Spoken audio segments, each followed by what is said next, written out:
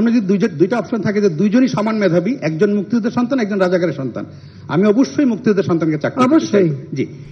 আরও 21 সাংবাদিকের ব্যাংক হিসাব তলব করেছে বাংলাদেশ ফাইন্যান্সিয়াল ইন্টেলিজেন্স ইউনিট।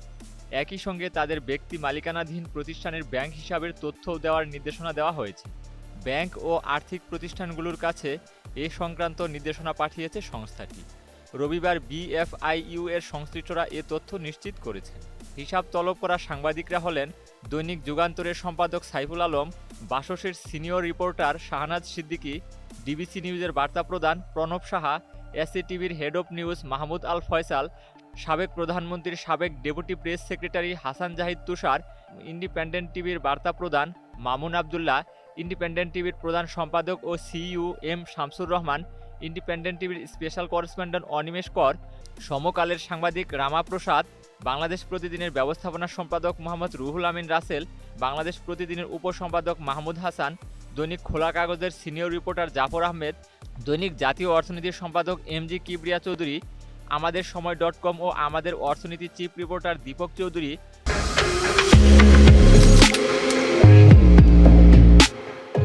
21 টিভির সাবেক হেড অব ইনপুট অখিল পোদ্দার, 71 টিভির সাংবাদিক জুমুর বাড়ি, 21 সংবাদ .com এর সম্পাদক জিয়াদুর রহমান, দৈনিক কালবেলার সাবেক বিশেষ প্রতিনিধি আঙ্গুর নাহার মন্টি, মাই টিভির চেয়ারম্যান নাসিরউদ্দিন সাথী, এসএ টিভির নির্বাহী পরিচালক রাশেদ কাঞ্চন এবং 21 টিভির সাবেক সাংবাদিক রাশেদ চৌধুরী।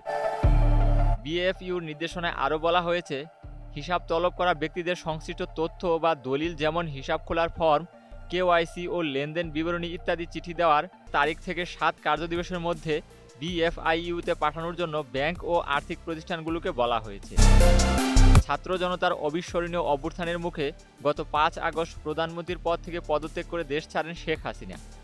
এর মাধ্যমে টানা 16 বছরের আওয়ামী নজিরবিহীন দুঃশাসন ও স্বেচ্ছাচারিতার অবসান ঘটে। এরপর নতুন অন্তর্বর্তীকালীন সরকার আসার পর আওয়ামী লীগ সরকারের অপকর্মের সহযোগী ও নানা অনিয়ম দুর্নীতির সঙ্গে জড়িত এমন সন্দেহে বেশ কিছু পেশাজীবীদের ব্যাংক হিসাব তলব ও জব্দ করে বিএফআইইউ।